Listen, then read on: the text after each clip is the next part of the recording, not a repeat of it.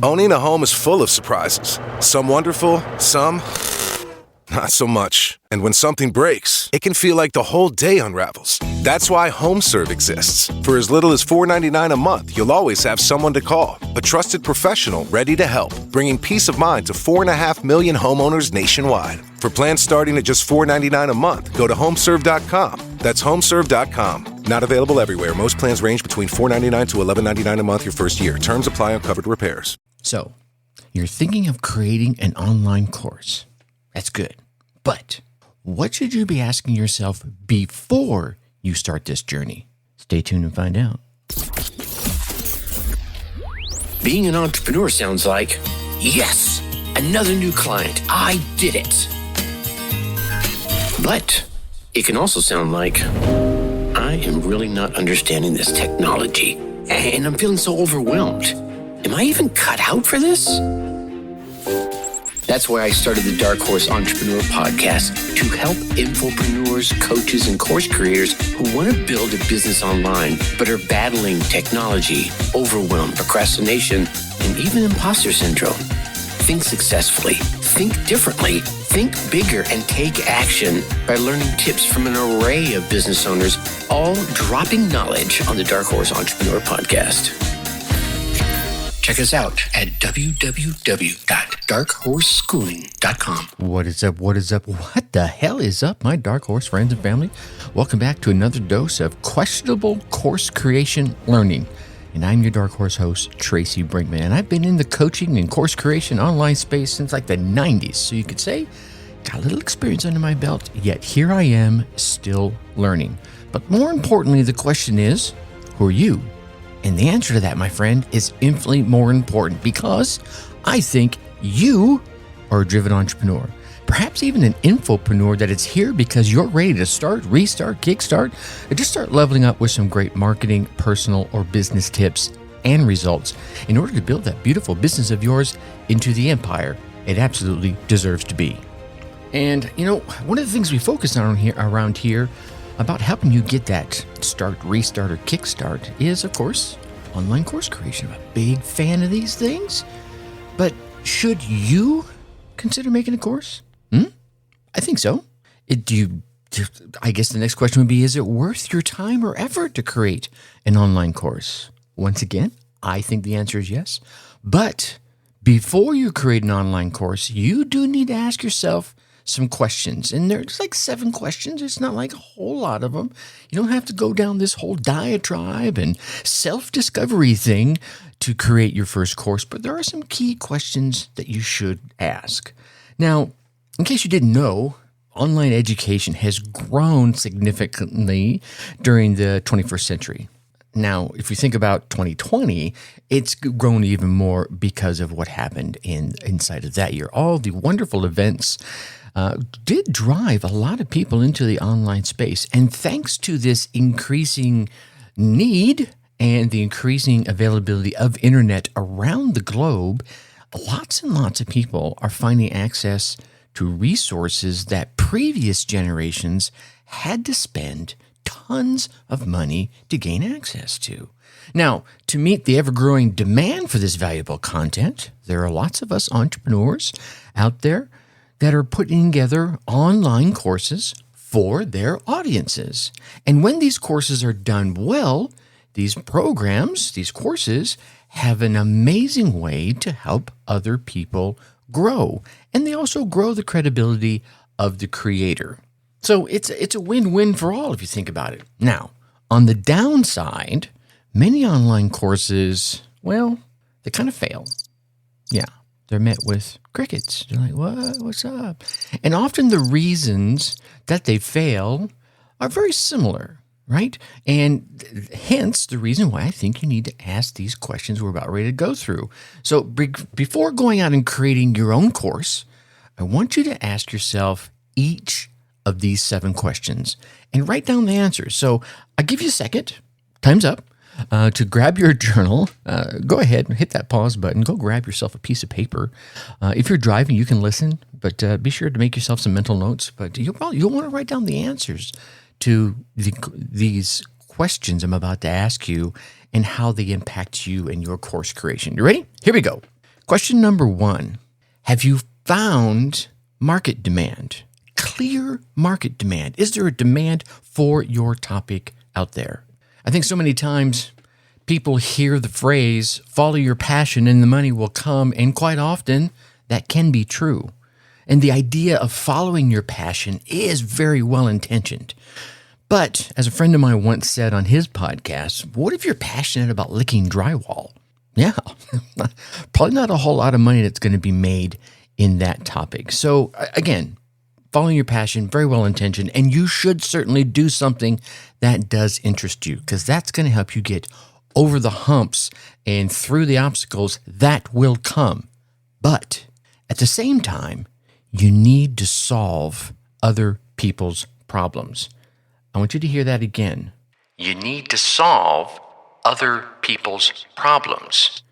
If you want to make money doing anything out there in the marketplace, you have to solve someone's problem. If they're hungry, you got to feed them. If they're sick, you got to make them well, right? If they're tired, you got to wake them up. If they're overweight, you need to help trim them down. Whatever it is, right? You got to solve other people's problems if you want to make money from anything. So if you look at all the best-selling online courses out there, you'll notice they meet a particular need. Sometimes they might meet a couple of needs, but all the really good courses focus on a single need, and they just get right in there. So before you create your online course, you'll want to verify that your market wants what you're planning to offer. That's important. I can hear you now. Well, how am I going to find that out? Well, you can easily find that out. Do a little market research. And you got plenty of options available to you to do this market research. If you already have a mailing list, you can certainly inform your subscribers that you're going to make a course. And then you can give them the option to sign up and offer, let's call it a first movers discount. First people to raise their hand. I'm looking for 10 people for this beta test. And if you get nobody from someone who's already on your list and you're the trusted source of information for them, probably not going to be a good course to come out with. Maybe you just ask the question, what kind of course do you think I should come out with to help you guys the most? If you have an active email list, they will tell you. You can also go look for what people are thinking of out on social media platforms like Twitter, like Reddit, right? If you have a large audience, say like on YouTube, you can ask your subscribers to let you know what they want down in the comments section or via the community tab. By the way, that's a very top secret. So many people don't use that. Anyway, we'll talk about that in a future episode. But once you've determined that you have enough people interested in your course, then and only then should you start to make it. Okay. Question number 2. Do you have enough knowledge on the topic to discuss it?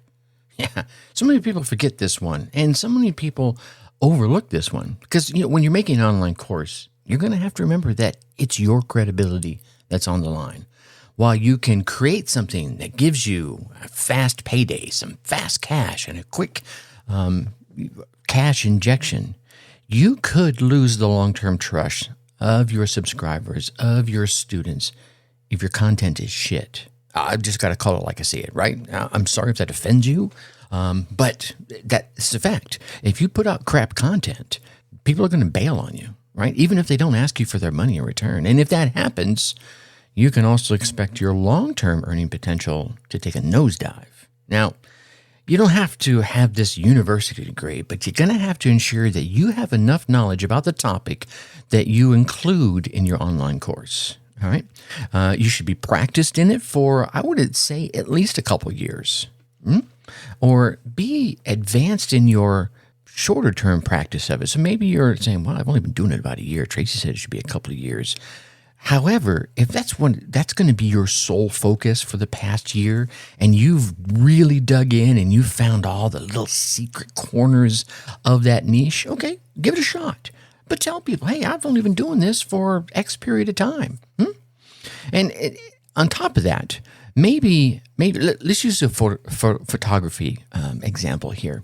Let's say you're going to create a course about photography. And as you did your initial research, you found that there was a lot of interest in street photography.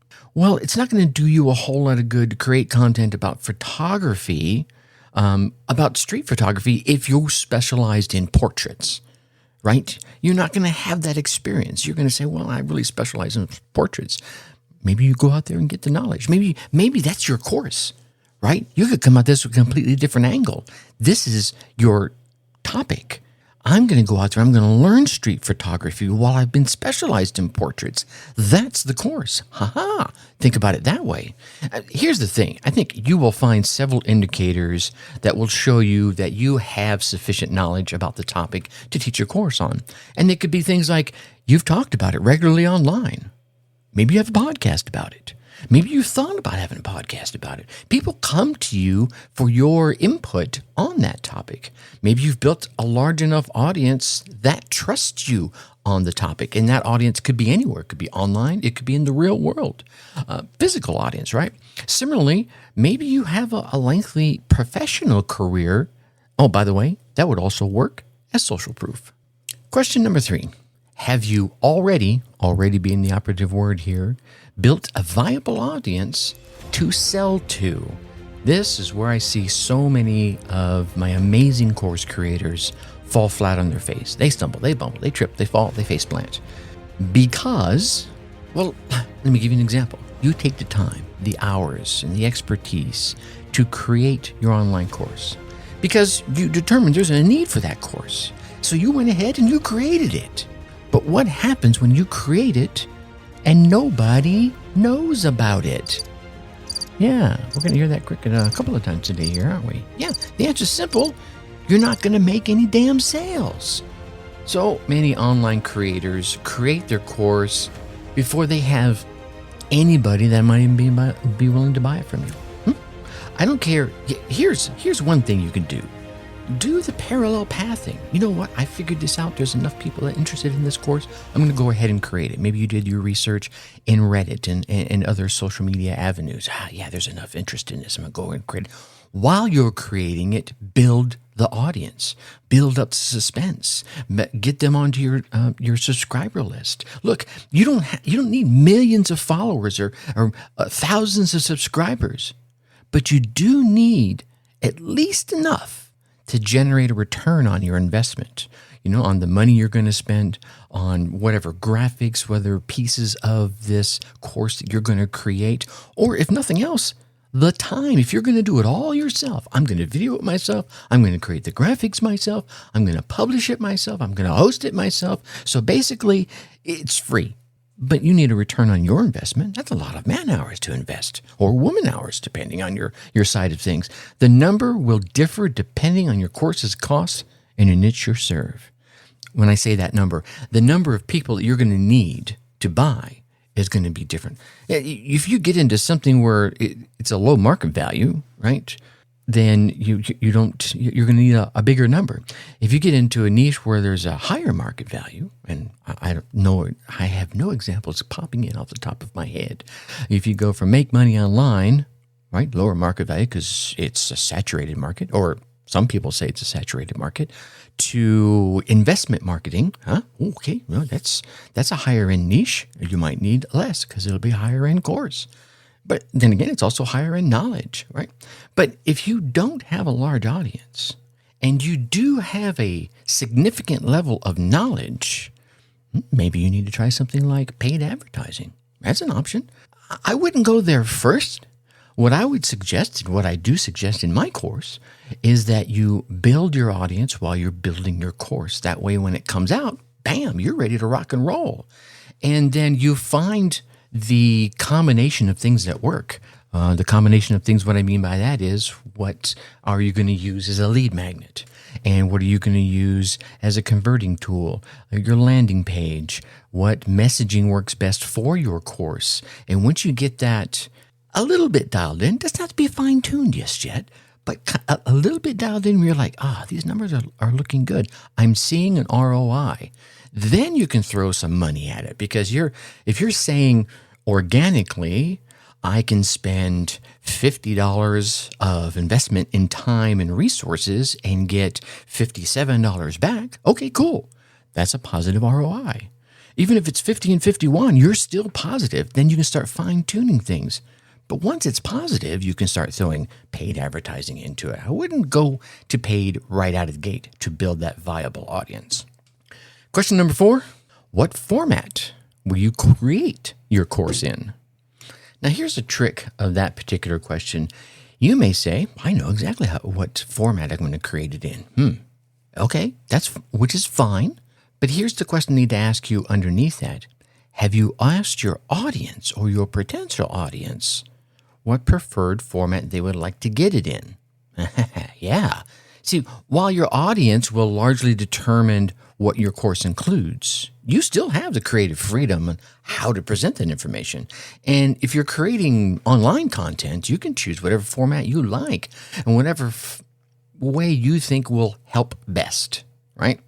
But the best way to find out is to ask them. I mean, you got several online course formats to choose from. You could, most creators like myself are creating video modules, which you can put in any number of the different platforms out there, the Skillshares, the Udemys, the Thinkifics, the list goes on and on.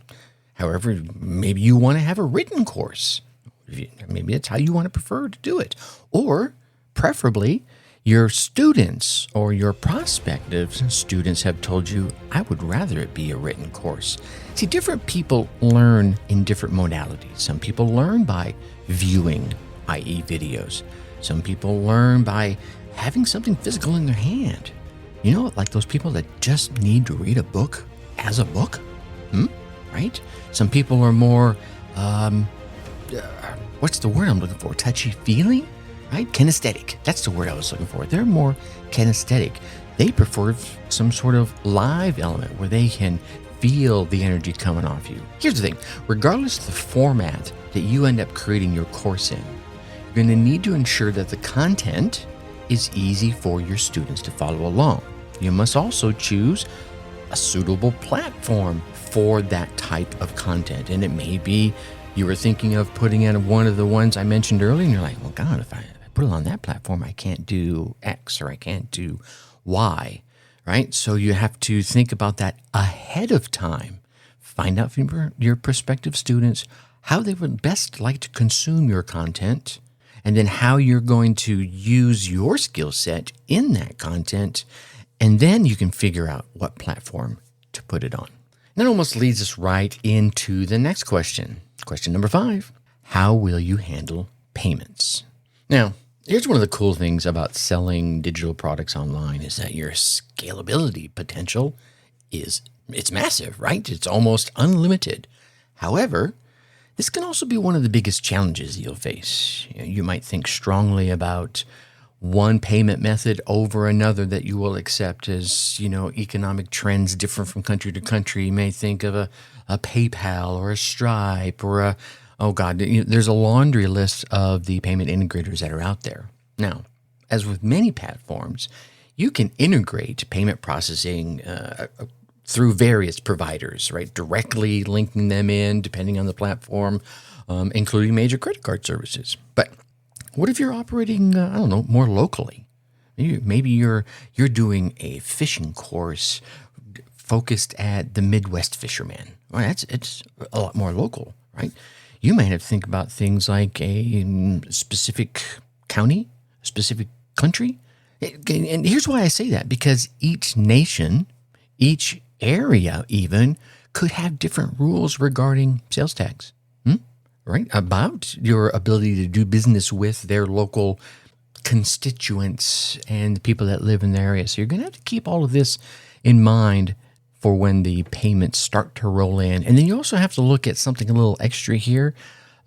When you're about to launch, I would reach out to your payment processor and tell them that you're expecting an increase because you're getting ready to launch, and you can share with them the sales page and share with them some of the content so that when that actually happens and you hit that successful launch and they see that increase in sales, you've told them up front and they don't flag you as some sort of potential scam that's happening and freeze your assets. Okay, so we got all that nailed down. Now we're going to lead right into question number 6. What will your launch strategy look like? Here's the thing. Once you've decided to create your online course, you're going to need to consider the launch phase right out of the gate. I think one of the greatest things to think about is I want to start with the end in mind. Why? Well, because I want to maximize my sales. Yeah, you want to maximize your sales, so you need to build up the excitement, build up the hype long beforehand. It's a great idea to do this, and you can do this via several methods as part of your launch of your online course. Social media is a great one. If you don't have a big social media following, but you have a loyal following, it's an excellent tool to announce the news and get other folks to help spread the word. Again, as I mentioned earlier, you could also think about running paid ads. I'm a little reluctant to say do that right out of the gate until you know your offer is converting with a positive ROI. And you could also work on your SEO, your search engine optimization results, to get your page and its contents to go higher and higher in the search engine rankings. If you have a podcast or a YouTube channel, you can consider sharing information about the course as the launch phase begins, right? Hey, here's what's going to be happening. Keep an eye out for it. And use all those platforms to collect the information that you need as part of building up that hype. And what I mean by that is, hey, I'm going to do this course. It's a course. It's the How to Create Your Own Course. And here's what I want to ask you as I go into this. I've figured out the 9 steps you need to make sure you do to create a killer course. What would you want to see in a course like this? Yeah? And then start getting them to tell you what it is they need to make sure they see. And then you can then answer that. Is that going to be in there? And if it's not, you can add it in there.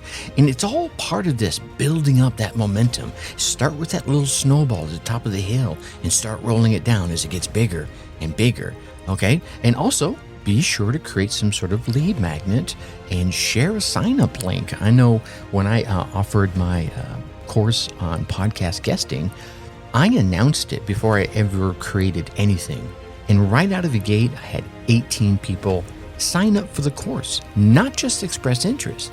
They're like, dude, here's my credit card. Take my money. I didn't even tell them what the price was. They're like, I want to buy this course. I know you're good at this. You've been doing this a while. Okay.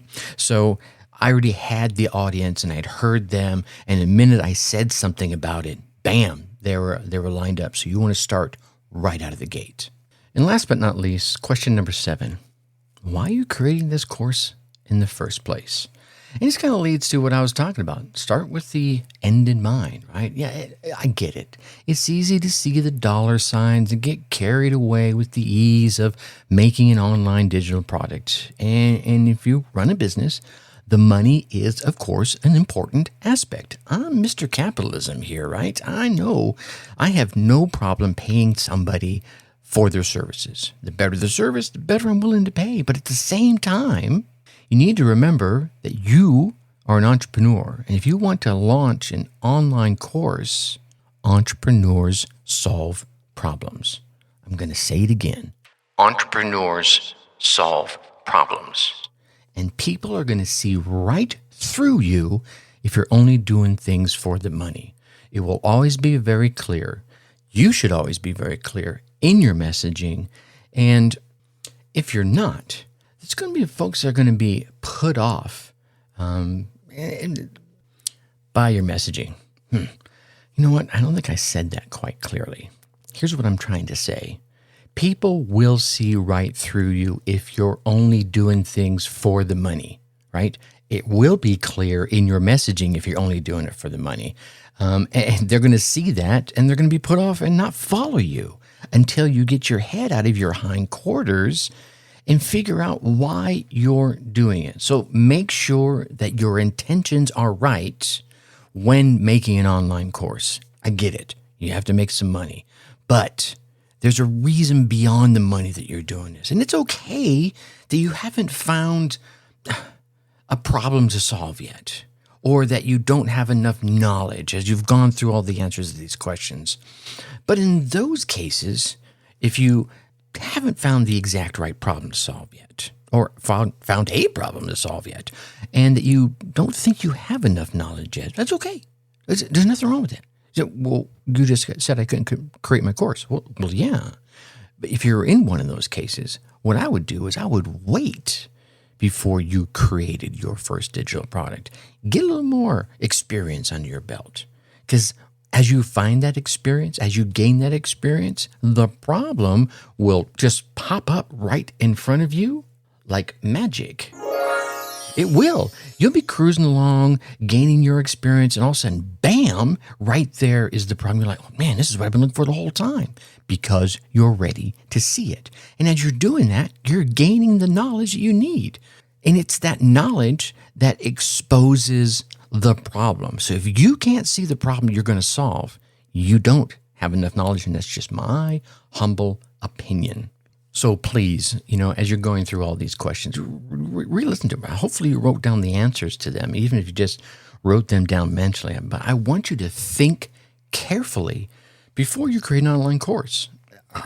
But Tracy, you said they're great. Yes, they are. They're a great tool for making some money, for teaching your expertise, for establishing your credibility. They are an excellent way to earn money without needing a whole lot of maintenance. However, you will only generate long-term income and meet your audience needs if you identify a clear pain point that needs solving. So, before jumping in that course creation, save yourself a little time by thinking carefully about what is and isn't worth making.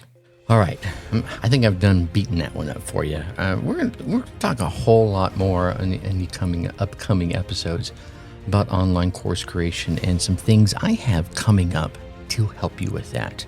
In the meantime, the next episode is going to be about the 2 steps to selling anything. And then Friday's episode, 3.5 types of content that you need to update right now. So be sure you check out both of those. In the meantime, you get out there, you run your race, you get your results, and come let me hear about them. I'm serious. I really mean this. Email me at tracy@darkhorseschooling.com. Tell me about the tip or idea that you came away with, how you put it into action, and what results you gained from it. Who knows? Probably even bring you on the show and let you share your story with my audience. With that, I'm going to leave you as I always do. Think successfully and take action. Thank you for listening to the Dark Horse Entrepreneur Podcast. And you know this! Thanks for tuning in.